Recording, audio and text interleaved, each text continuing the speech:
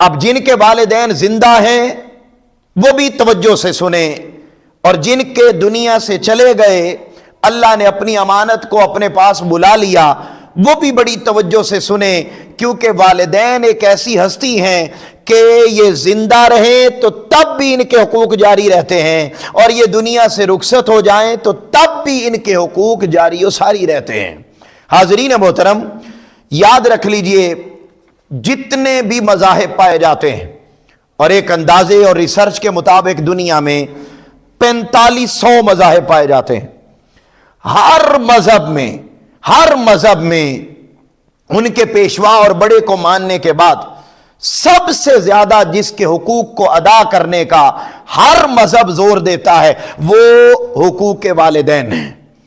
حاضرین محترم، آج اگر ہم اپنی سوسائٹی کا جائزہ لیتے ہیں بڑی توجہ کے ساتھ، میں ایسے چند ایک ایگزامپلز رکھنا چاہتا ہوں کہ آج کے دور میں اولاد، خواہ بیٹا ہو یا بیٹی ہو، وہ اپنے والدین کی بات کو ماننا تو دور کی بات ہے، ان کی بات آج کے دور میں سننا بھی گوارا نہیں کرتی، اور وہ یہ کہتی نظر آتی ہے کہ آپ کے زمانے کی باتیں اور تھیں، ہمارے زمانے کی باتیں اور ہیں، آپ پرانے زمانے کے لوگ ہیں، ہم ماڈرن اور جدید زمانے کے لوگ ہیں، لہٰذا جو بات ہم کہہ رہے ہیں وہ سچی ہے، اور جو بات آپ کہہ رہے ہیں وہ سچی، وہ درست نہیں ہے، اور ہم انہیں جھڑکتے ہیں، ہم ان کی بات کا انکار کرتے ہیں، ان کی سوچ کے مقابلے میں اپنی سوچ کو اعلیٰ اور افضل سمجھتے ہیں، اور ان کے کیے گئے فیصلوں کو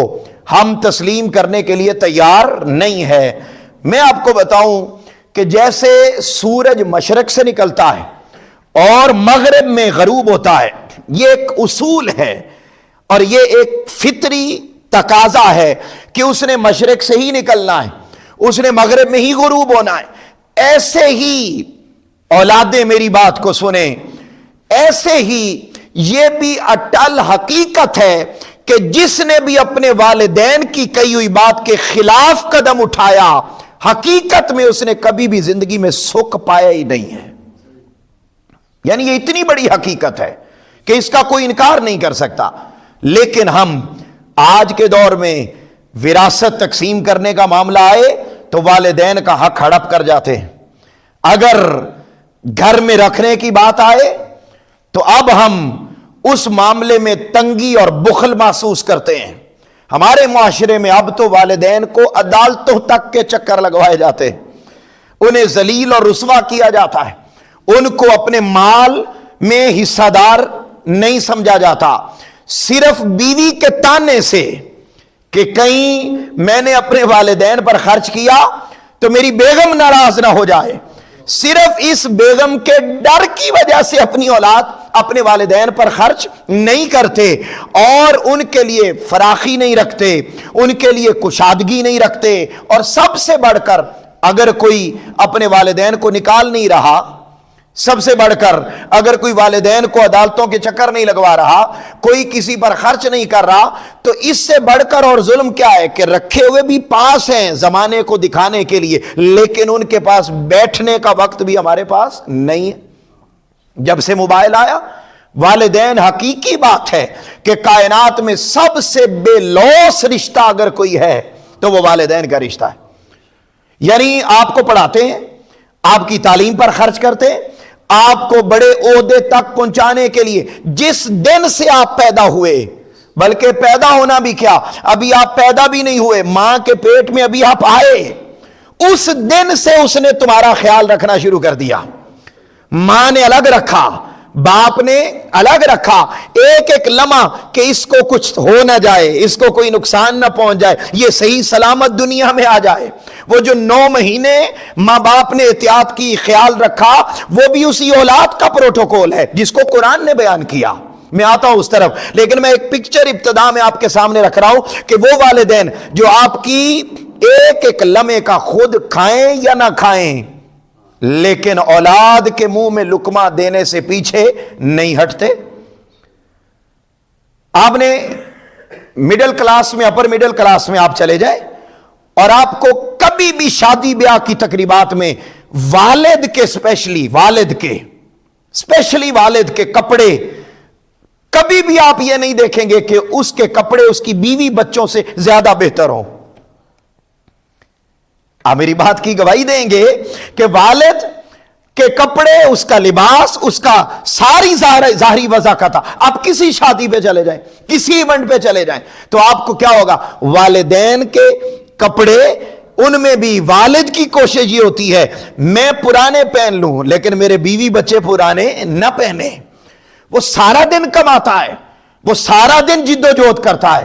یاد رکھ لیں اگر کسی جگہ پر خاتون کماتی تو وہ اپنی مرضی سے کماتی ہے. کیا؟ اپنی مرضی سے اسلام نے اس پر لاگو نہیں کیا، وہ اپنی مرضی سے کماتی اور اس کے پیسوں پر مرد کا کوئی حق بھی نہیں ہے. یہ ہم آگے اگلے جمعۃ المبارک پر آئیں گے میاں بیوی کے حقوق پر، لیکن ابھی جو میں بات کرنا چاہ رہا ہوں کہ اصل ذمہ داری باپ کی ہے، وہ ادا کرتا ہے. اچھا، اس کی تعلیم پر خرچ کی، اس کے علاج معالجے کا خیال رکھا، اس کی صحت اور بیماری پر توجہ دی، اس کی ضروریات کو پورا کیا، یہاں تک کہ اس کی شادی کر دی، کاروبار شروع کروانے تک، جاب دلوانے تک. ایک ایک لمحہ والدین اپنے بچے کے اوپر یوں سایہ فگن ہوتے ہیں جیسے کسی کمرے کی چھت ہر گرمی سردی سے انسان کو بچا رہی ہوتی. تو اللہ کی طرف سے والدین اولاد کے لیے ایک چھت کی مانند ہیں. حاضرین محترم، اب وہی اولاد جب بڑی ہو جاتی ہے تو اسے کائنات میں معاذ اللہ استغفر اللہ جو سب سے بے وقوف نظر آتا ہے، سب سے پرانے زمانے کا نظر آتا ہے، سب سے زیادہ کم سوچ والا نظر آتا ہے، پرانے طور طریقوں والا نظر آتا ہے. وہ بیٹا ہو تو اسے باپ نظر آتا ہے، بیٹی ہو تو اپنی ماں نظر آتی ہے. اس سے بڑھ کر اور ظلم کیا ہو سکتا ہے؟ حاضرین محترم، یہ معاشرتی پرابلم ہے. گریبانوں سے والدین کو پکڑا جاتا ہے، ماں کو گھسیٹ کے گھروں سے باہر نکالا جاتا ہے. یہ ہمارے معاشرے کے مسائل ہیں. تو کیا آج کے دور میں جب فیس بک کو ٹائم ہم دے رہے ہیں بیٹھے ہوئے والدین کے سامنے، مگر توجہ ساری فیس بک پر، اور یہ تو چھوٹے گھروں کی بات کر رہا ہوں نا، جن گھروں میں والدین کے پاس الگ کمرہ گھر میں موجود ہے نا جی، ان گھروں میں تو اولاد آتی ہے واپس تو ان کے کمرے میں جانا ہی پسند نہیں کرتی. ان کے کمرے میں جانا ہی، میں آپ کو بتاؤں، بے لوث محبت والدین کی، بے لوث. اور بے لوث محبت میں بدلے میں وہ صرف اتنا چاہتے ہیں بڑھاپے کی عمر میں کہ کدے میرا پتر آئے، میری تھی آئے تے آ کے میرے کو صرف پوچھ لے کہ ابا تیرا کی حال ہے، اماں تیرا کی حال ہے، بس اتنا پوچھ لیں. تو اچھا، ہم اس کے لیے بھی تیار نہیں ہوتے، ہم بیزی ہیں، مصروف ہیں، والدین کو پوچھنے کا ٹائم نہیں، انہیں فون کر کے ان سے بات کرنے کا وقت نہیں. بد قسمتی ہے والدین موجود ہوں. یاد رکھ لیں ان کا مقام و مرتبہ کیا ہے. میں بڑی تیزی کے ساتھ آگے بڑھنے لگا ہوں، ذرا توجہ کیجئے گا. تاجدار کائنات صلی اللہ علیہ وآلہ وسلم پر نازل ہونے والا قرآن، اور اللہ کیا فرما رہا ہے؟ وَاعْبُدُوا لِلَّهِ، اللہ کی عبادت کرو، وَلَا تُشْرِكُوا بِهِ شَيْئًا، اور اللہ کے ساتھ کسی کو شریک نہ ٹھہراؤ. یہ اللہ کی توحید کی بات کی. اگلا لفظ سنیے ذرا، قرآن کیا کہتا ہے؟ وَبِالْوَالِدَيْنِ إِحْسَانًا، اور اپنے والدین کے ساتھ حسن سلوک کرو. یعنی اللہ کی عبادت کے بعد پہلا حق جو قرآن نے ہمیں بتایا وہ کون سا بتایا؟ عبادت کرو، اور اس کے ساتھ کیا کرنا ہے؟ والدین کے ساتھ حسن سلوک. اب حسن سلوک کیا ہے؟ میں نے اس کی ڈیٹیل آپ کو بتا دی، اب وقت نہیں ہے، میں آگے بڑھنا چاہتا ہوں کہ یہ سارے کام ہم نے نہیں کرنے. آج کے دور میں صرف والدین سے پوچھ لیا جائے، خدا کی عزت کی قسم وہ اتنے پر اتنے راضی ہو جاتے ہیں کہ وہ جو دعا منہ سے نکالتے ہیں فائدہ بھی انہیں نہیں ہے، وہ بھی تمہیں ہے. کہ وہ جو بدلے میں دعا نکالتے ہیں کہ اے میں نے پوچھتا ہے، اے میرا خیال رکھتا ہے، یہ میرے لیے ٹائم نکالتا ہے، خدا کی عزت کی قسم اس لمحے جو دعا نکلتی ہے، پھر حدیث پاک ہے تاجدار کائنات صلی اللہ علیہ وسلم نے فرمایا 3 قسم کے لوگ ایسے ہیں، 3 قسم کے لوگ ایسے ہیں کہ وہ جب دعا کرتے ہیں ان کی دعا اور اللہ کے درمیان کوئی پردہ نہیں ہوتا.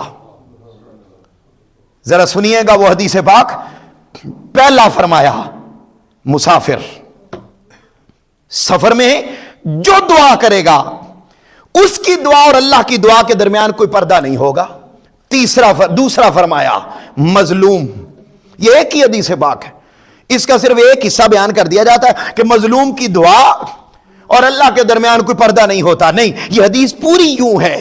3 आका अलैहिस्सलाम ने फरमाया मुसाफिर दुआ करे तो उसकी दुआ और अल्लाह के दरमियान कोई पर्दा नहीं होता, वो दुआ हर सूरत कबूल होती है। दूसरा फरमाया मजलूम, जिस पर किसी ने जुल्म किया वो दुआ करे, उसी लम्हे अल्लाह रब्बुल इज्जत उसकी दुआ को कबूल करता है। और तीसरा जरा सुनिए, फरमाया वालिद, क्या वालिद ये आपम पाकिस्तान मशहूर कर दिता ना सारे, ये मेरी मां की दुआ है, अब्बे नूं असीं उंजी साइड ते रखे है दुआ। और अगली आप हैरान होंगे किसी हदीस पाक में, या आप हैरान होंगे मगर मैं बता रहा हूं कि किसी हदीस पाक में वालिदैन का इकट्ठा जिक्र तो आया है कि वालिदैन दुआ करें तो कबूल होती है। किसी एक हदीस में भी सिर्फ मां की दुआ का तज़किरा ही कोई नहीं है कि सिर्फ मां दुआ करे तो कबूल होती है। हां, वालिद को अल्लाह ने यह प्रोटोकॉल दिया, वालिद को अल्लाह ने यह अहमियत दी कि फरमाया वालिद जो दुआ अपने बेटे या बेटी के लिए करेगा, वो जिस लम्हे करेगा, जो दुआ करेगा, उसके दरमियान और अल्लाह के दरमियान कोई पर्दा नहीं होता, वो हर सूरत दुआ कबूल कर ली जाती है। तो इसका यह मतलब भी नहीं कि मां ने आज के बाद करनी नहीं। वालिदैन का तज़किरा आया है, उसमें बाप भी शामिल है, मां भी शामिल, लेकिन मैं बात करूं सेपरेटली, सिर्फ मां की दुआ का तज़किरा नहीं। तो याद रखें। अच्छा, ये अब बता दिए। फिर फरमाया वालिदैन कौन है? इम्मा यबलुगन्ना इंदकल किबर अहदुहुमा औ किलाहुमा फला तकुल लहुमा उफ़्फ़िन वला तनहरहुमा। कहा जब तुम्हारे वालिदैन में से कोई एक या दोनों बुढ़ापे की उम्र को पहुंच जाएं तो झिड़कना तो दूर की बात है, तुम उनके किसी मामले पर उफ भी नहीं कह सकते। हुक्म तो यह था कि उफ भी नहीं कह सकते, और हम ये समझ रहे हैं कि बात बात पे कहते अब्बा जी ये तुहाडे दौर दियां गल्लां ने, अम्मा ये तुहाडे दौर दियां गल्लां ने, पुराने वो जमाने गए, अब जदीद दौर है, जदीद तकाजे हैं, हमें उसके मुताबिक फैसले करने दें, हम आजाद हैं फैसले करनों में। मैंने आपको पहले बताया कि मशरिक और मगरिब से सूरज का निकलना, मगरिब में उसका गरूब होना, जैसे ये हकीकत है, ऐसे ही हर वो इंसान जिसने अपने वालिदैन के फैसले के बगैर कदम उठाया, ये हो ही नहीं सकता कि उसे दुनिया में जलालत का सामना ना करना पड़े। और हम अपनी आंखों से उसके मामलात को देखते हैं। क्यों? वालिदैन तजुर्बे की बुनियाद पर बात कर रहे होते हैं।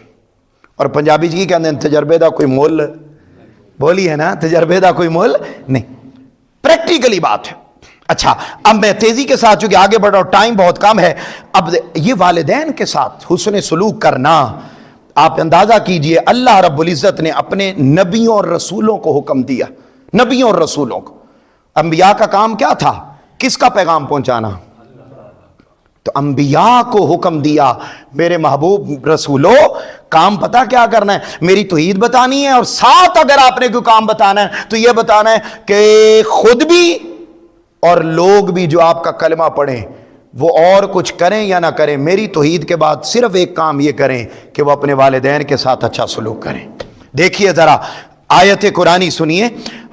अल्लाह रब्बुल इज्जत ने इरशाद फरमाया व इज़ अख़ज़ मीसाक़न नबी मीसाक़ बनी इसराईल ला ताबुदू इल्लल्लाह।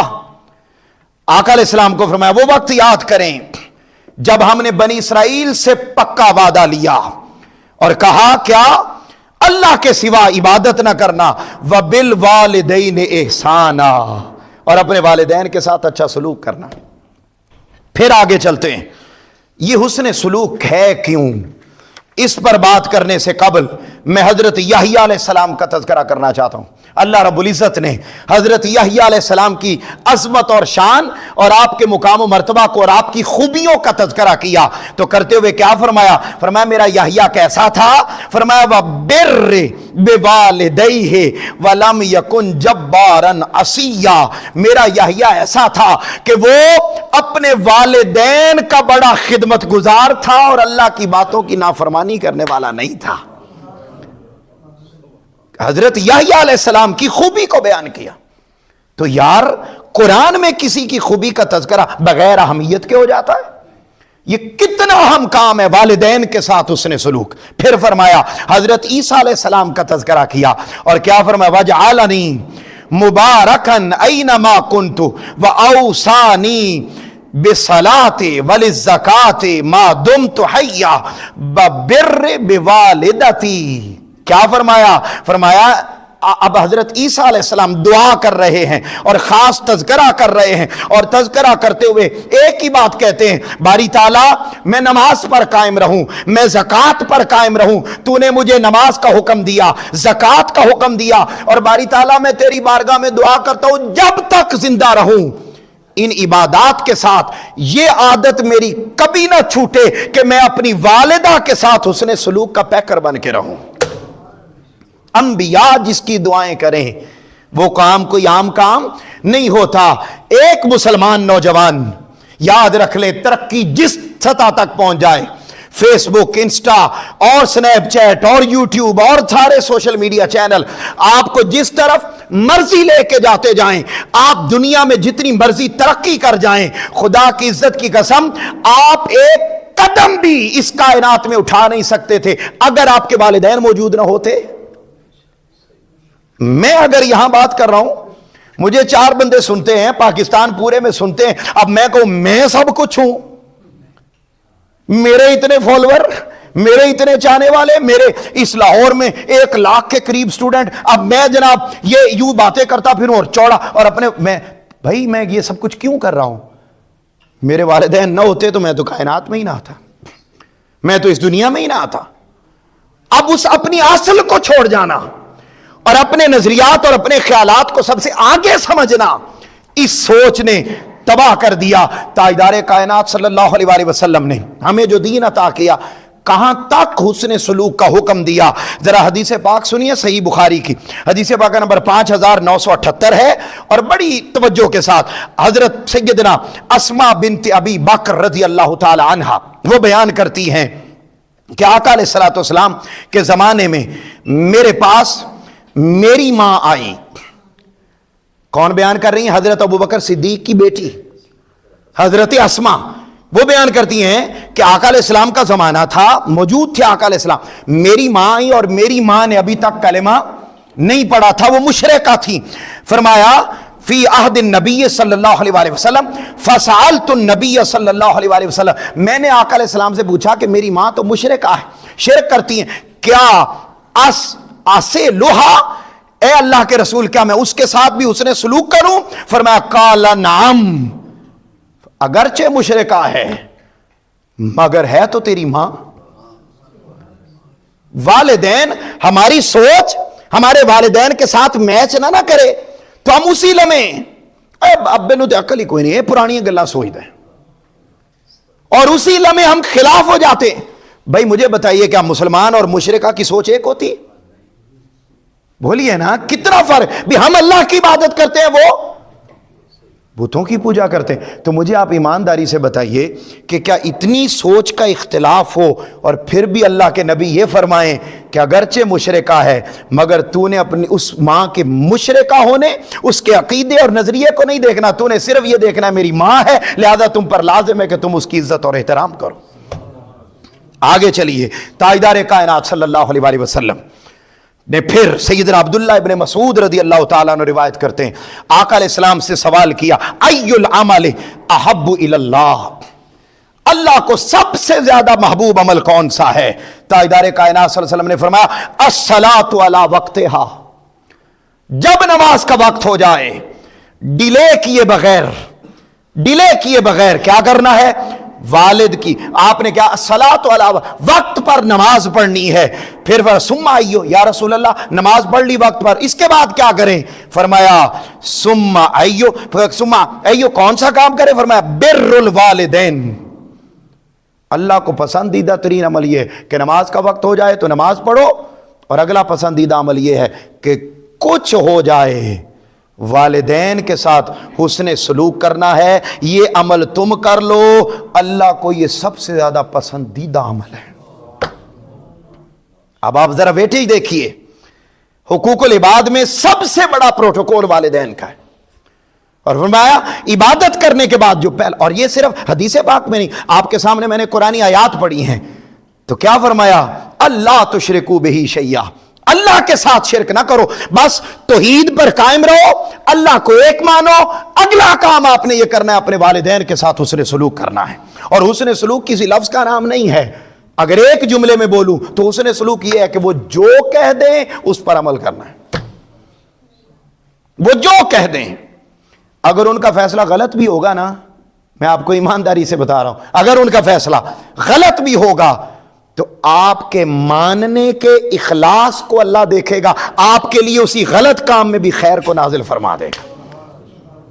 ये सिर्फ जज्बाती बात नहीं, या ऐसे नहीं। फिर आगे जरा चलिए, ताजदार कायनात सल्लल्लाहु अलैहि वसल्लम की बारगाह में एक शख्स हाजिर हुआ और उसने पूछा, या रसूलल्लाह सल्लल्लाहु अलैहि वसल्लम, मैं आपसे जिहाद पे जाने की इजाजत तलब करता हूं। आपने ये हदीस पाक सुन रखी होगी, जिहाद पर जाने की इजाजत तलब करता हूं। और फिर क्या फरमाया, फरमाया लका अबवानी, उसने पूछा क्या तुम्हारे वालिदैन जिंदा हैं? आका अलैहिस्सलाम ने फरमाया, उससे पूछा वालिदैन जिंदा है? उसने कहा काला नाम, जी या रसूलल्लाह मेरे वालिदैन जिंदा हैं। फरमाया फफीहिमा फजाहिद, जिहाद पर न जा, जितना सवाब तुझे वहां जाने पर मिलना है, जितना अजर तुम्हें उस नेकी का मिलना है, उसके बदले में तुम्हारे लिए लाजिम है, जाओ जिहाद को छोड़ दो, अपने वालिदैन की खिदमत करो, अल्लाह तुम्हें उससे भी कई गुना ज्यादा अजर अता फरमाए। अब मैं यहां एक और हदीस पाक इसी ज़िम्न में आपके सामने रखना चाहता हूं, और मौजू यही है, जरा तवज्जो कीजिएगा लफ्जों पर। यह हदीस पाक इमाम तबरानी लेकर आए, हदीस पाक का नंबर है 2202, बड़ी ईमान अफरोज हदीस पाक है। और जरा सुनिएगा, आका अलैहिस्सलाम की बारगाह में इसी तरह एक शख्स आया, आकर अर्ज करने लगा, या रसूलल्लाह मुझे जिहाद पर जाने की इजाजत दीजिए। तो आका अलैहिस्सलाम ने उसे फरमाया, अला का वालिदान, क्या तेरे वालिदैन जिंदा हैं? उसने कहा जी या रसूल अल्लाह, कार कोल तो नाम, कहते हैं उसने कहा मेरे वालिदैन जिंदा हैं। अच्छा, ये हदीस कौन ला रहे हैं? ये खुद हजरत मुआविया बिन जाहिमा, मुआविया बिन अबी सुफियान की बात नहीं हो रही, यहां बात हो रही हजरत मुआविया बिन जाहिमा, ये एक और सहाबी हैं, उनका तज़किरा हो रहा है। वो कहते हैं मैं खुद आया आका की बारगाह में और आकर उसके, या रसूलल्लाह मुझे जिहाद पर जाने की इजाजत दें। आका अलैहिस्सलाम ने उसे फरमाया, पूछा अला का वालिदान, क्या तुम्हारे वालिदैन जिंदा है?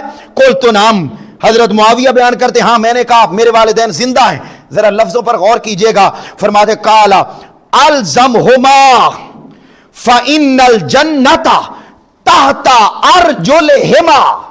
यह लफ्ज बड़ी तवज्जो तलब है, मैं भी तर्जुमा करता हूं। ताजदार कायनात सल्लल्लाहु अलैहि वसल्लम ने फरमाया, अच्छा फिर उन दोनों की खिदमत लाजिम पकड़, क्योंकि अल्लाह ने उन दोनों के कदमों में तुम्हारे लिए जन्नत को रख दिया है। सिर्फ मां के कदमों में जन्नत नहीं है, बताना यह चाहता हूं। मां की बड़ी अजमत है, मगर यह कि मां को ज्यादा प्रोटोकॉल देना, कारी शायद कि मां की शान के बाद पाकिस्तानी मुआशरे में कुछ ज्यादा हम बाइस्ड हो गए।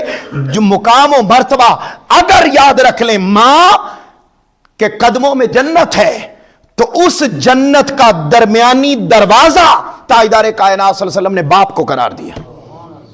मैं अभी हदीस पाक आपको सुनाता हूं, लेकिन उससे पहले अब ये वाली जो हदीस पाक इमाम तबरानी लेकर, और क्या फरमा रहे, अलज़महुमा, कारी साहब जानते हैं ये जमा का सीगा, फरमाया उन दोनों का लाजिम पकड़, क्या फ़इन्नल जन्नता तहता अर्जुलिहिमा, उन दोनों के कदमों में तुम्हारे लिए जन्नत रखी है। सिर्फ गाड़ी के पीछे ये लिखवा लेना कि मां के कदमों तले जन्नत है और बाप को सरे 10 नजरअंदाज कर देना, मां की खिदमत बेपनाह, मगर याद रख लें बाप के किसी एक लम्हे जो उसने जिंदगी में अपने बॉस की डांट को सुना, जो उसने किसी की झिड़कें सुनी, जो उसने रोजी कमाते हुए आपके मुंह में लुकमा डालने के लिए किसी के सामने जलील हुआ। आपने कभी देखा बड़े बड़े मॉल्स में जाएं तो बड़ी बड़ी उम्र के लोगों ने भी वो पहने हुए होते हैं गुब्बारे, उनमें हवा भरी हुई होती है, और वो जनाब वहां पर लोगों के चेहरों पर मुस्कुराहटें लाने के लिए जरा कभी उस बंदे के दर्द को फील करे, खुदा की कसम, कि वो क्यों किसी के सामने तमाशा बना हुआ है, सिर्फ अपने बेटे और अपनी बीवी के मुंह में लुकमा डालने के लिए। میری مائیں بہنیں ناراض نہ ہو جائیں کہ یہ کیا موضوع شروع کر دیا کہ باپ کی زیادہ اہمیت. بھئی میں نہیں بیان کر رہا, تاجدار کائنات صلی اللہ علیہ وآلہ وسلم فرما رہے آپ کو اگر ماں اس بات پہ خوش ہوتی ہے کہ میرے قدموں کے نیچے جنت ہے, یہ مصطفیٰ کا فرمان ہے, تو ماں اس بات پہ کیوں نہیں خوش ہوتی کہ میرے ہی بیٹے جس کی جنت میرے قدموں میں ہے, اس جنت کا دروازہ, اور دروازہ بھی کون سا, درمیانی, اسی مصطفیٰ نے باپ کو قرار دیا ہے, تو وہاں اس کی محبت میں وہ باعث کیوں ہو جاتی ہے, دل میں گھٹن کیوں پیدا ہوتی ہے؟ ہم مرد ہو کے بیان نہیں کرتے کہ ماں کے قدموں تلے جنت ہے, تو جس زور و شور سے ہم ماں کی اہمیت کو بیان کرتے ہیں, میری خواہش یہ ہے کہ کاش والدین اور اسپیشلی مائیں اس بات کو سمجھیں کہ نہیں بھائی, اگر جنت میں جانا ہے تو پہلے باپ کی خدمت کو سر انجام دینا ہوگا, اولاد کے دل میں باپ کی محبت داخل ہوگی, وہ اس باپ کی, اس اولاد کی جنت کا دروازہ کھلے گا تو اس خدمت کے بدلے میں وہ جنت میں داخل ہو سکے گا. لہذا فرمایا الزمہما, دونوں کے لیے لازم پکڑ, فَإِنَّ الْجَنَّةَ تَحْتَ أَرْجُلِهِمَا, دونوں کے قدموں کے نیچے اللہ نے تمہاری جنت کو رکھ دیا ہے. پھر فرمایا آقا علیہ الصلوۃ والسلام نے رضا رب تبارک و تعالی فی رضا الوالدین. یہ موضوع بڑا طویل ہے, ابھی تو میں صرف ابتدائی چند جملے آپ کے سامنے صرف یہ رکھ سکا کہ ہمارے معاشرے میں والدین کے ساتھ کیا سلوک ہوتا ہے اور اس کے بارے میں آقا علیہ السلام نے کیا کیا فرمایا. اب اگلی حدیث پاک سنیں, فرمایا اگر کوئی بندہ یہ چاہتا ہے کہ وہ اللہ کو راضی کرے, بولیے کس کو راضی کرے, اونچا بولیے کس کو راضی کرے. میرا ایک سادہ سا سوال ہے, ہم جمعہ پڑھنے کس کو راضی کرنے آئے ہوئے ہیں؟ جتنے نیک کام ہم کرتے ہیں کس کے لیے کرتے ہیں؟ اللہ راضی ہو جائے. اب جس ذات نے ہمیں اللہ کا بتایا وہ ذات فرما رہی ہے, آمنہ کے لال محمد مصطفیٰ صلی اللہ علیہ وآلہ وسلم فرما رہے ہیں رضا رب تبارک و تعالی فی رضا الوالدین. اگر تو چاہتا ہے کہ تیرا رب تجھ سے راضی ہو جائے تو تیرے رب راضی ہونے کی ایک ہی علامت ہے کہ تیرے والدین تم سے راضی ہونے چاہیے. جس کے والدین اس سے راضی ہیں اس کا اللہ بھی اس سے, اونچا بولیے, اس کا اللہ بھی اس سے راضی ہے. یہاں ایک بات اور ذہن میں رکھ لیں, اولاد میں دو چیزیں ہوتی ہیں, یا بیٹا یا بیٹی. قرآن و سنت کو سمجھنے کے بعد اور پڑھنے کے بعد بیٹے کے لیے لازم ہے کہ وہ اپنے والدین کا خیال رکھے. ذمہ داری بیٹی پر والدین کا خیال رکھنے کی نہیں ہے. بیٹی پر کس کی ذمہ داری ہے؟ بیٹی پر اس کے شوہر کی ذمہ داری. بولیے کیا؟ بیٹی پر اس کے, جب اس کی شادی ہوگی اس سے پہلے. اس کا یہ مطلب نہیں کہ بیٹی اگینسٹ جائے, نہیں, بیٹی جتنا حسن سلوک کرتی ہے, محبت کرتی ہے, اور بیٹیاں والدین سے زیادہ محبت کرتی ہیں, زیادہ محبت کرتی ہیں بیٹوں کے مقابلے میں ہمارے معاشرے میں. تو فرمایا وہ جو اس پر لازم نہیں, جیسے مرد کے لیے لازم ہے کہ وہ بیوی کو کما کے کھلائے, بچوں کو کما کے کھلائے, اسی طرح لیکن اگر بیویاں خود کماتی ہیں تو یہ کوئی گناہ کا کام, بولیے غلط کام نہیں, جائز ہے. اسلام نے اوپن کیا. امہات المومنین کرتی تھی, صحابیات کرتی تھی, ہر دور میں کرتی تھی, آج تک کرتی تھی. بلکہ میں تو حیران رہ گیا سر آپ کے لیے یہ جملہ کہ اسلام کی تاریخ میں پہلی یونیورسٹی بنی موروکو میں, آج بھی بنی ہوئی ہے, پہلی یونیورسٹی, جس یونیورسٹی کو دیکھ کر آکسفورڈ بنی, جس یونیورسٹی کو دیکھ کر ہارورڈ بنی, اس یونیورسٹی کا نام ہے القراویین. القراویین موروکو میں, اور آج بھی ہے, اور آج سے 1300 سال پہلے بنی. اس پہلی یونیورسٹی کی فاؤنڈر, اس پہلی یونیورسٹی کو بنانے والی خاتون تھیں, نام بھی فاطمہ تھا. فاطمہ نامی خاتون نے پہلی یونیورسٹی بنائی. اس سے پہلے یونیورسٹی کا کانسیپٹ نہیں تھا. اس یونیورسٹی کو دیکھ کر آکسفورڈ بنی, اس کو دیکھ کر ہارورڈ بنی, اور القراویین یونیورسٹی آج بھی ڈگریز دیتی ہے موروکو میں. تو بتانا یہ چاہتا ہوں کہ وہ کرتی ہیں تو تاریخ میں کبھی بھی پابندی نہیں رہی, وہ کر سکتی ہیں مگر لازم اور ملزوم اس پر نہیں ہے. حسن سلوک دونوں نے کرنا ہے, دونوں کی جنت اس کے والدین کے یا قدموں میں ہے, یا باپ کے چہرے میں ہے. تاجدار کائنات صلی اللہ علیہ وسلم نے فرمایا اٹھو اپنے والد کے چہرے کو مسکرا کر دیکھو تو کیا ملے گا؟ فرمایا حج مبرور کا ثواب عطا کر دیا جائے گا. حج مبرور وہ ہوتا ہے جو کبھی رد نہیں ہوتا، اللہ کی بارگاہ میں قبول ہی قبول ہوتا ہے. حاضرین محترم، بات کو ختم کر رہا ہوں اس حدیث پاک پر کہ تاجدار کائنات صلی اللہ علیہ وآلہ وسلم نے بہت زیادہ زور ہمیں اس بات پر دیا کہ ہم نے اپنے والدین کے ساتھ حسن سلوک کرنا ہے. میں وہی بس حدیث پاک پڑھ دیتا ہوں. تاجدار کائنات سنن ترمذی کی حدیث پاک کا نمبر 1900 ہے. تاجدار کائنات صلی اللہ علیہ وسلم نے فرمایا الوالد اوسط ابواب الجنہ. یہ میں نے نمبر بتا دیا، اس کا مفہوم پہلے عرض کر چکا ہوں. الوالد اوسط ابواب الجنہ، فرمایا تیرا جنت کا درمیانی دروازہ، اوسط درمیانی مین انٹرس تب بھی جنت میں ہو سکے گی اگر تو اپنے باپ کے چہرے پر مسکراہٹ کا ذریعہ بن گیا. ایک صحابی آ گئے، یا رسول اللہ صلی اللہ علیہ وسلم میرا والد میرے پیسوں میں سے خود خرچ کر لیتا ہے. تاجدار کائنات صلی اللہ علیہ وسلم نے اسی لمحے اس کے باپ کو بلایا اور بلا کے فرمایا میں اس کے سامنے تمہیں کہہ رہا ہوں کہ تو بھی اس کا ہے، تیرا مال بھی اس کا ہے. جتنا خرچ کرنا چاہے یہ کر سکتا ہے، تو کسی صورت میں اس میں گھٹن چہرے پر نہیں لا سکتا. یہ تو وہ تھے کہ جن کے والد زندہ ہیں، جن کے والد دنیا سے چلے گئے، جن کے والدین چلے گئے. بے شمار حدیث آئیں. میں جو حدیث سنانے لگا ہوں امام جلال الدین سیوطی کی در منصور میں لائے اور دیگر کتب حدیث میں یہ حدیث پاک کثرت کے ساتھ آئی. تاجدار کائنات صلی اللہ علیہ وسلم نے فرمایا اگر تمہارے والدین زندہ ہیں تو تم نے ان کے چہرے کو دیکھ لیا تو تمہیں حج کا ثواب ملے گا. والدین دنیا سے چلے گئے جمعرات اور جمعہ کے دن، فرمایا آقا علیہ السلام نے ان کی قبر پہ جا کر ان کی بخشش کی دعا کر، ان کی قبر پہ جائے گا اللہ تیرے نامہ اعمال میں حج کا ثواب عطا کر دے.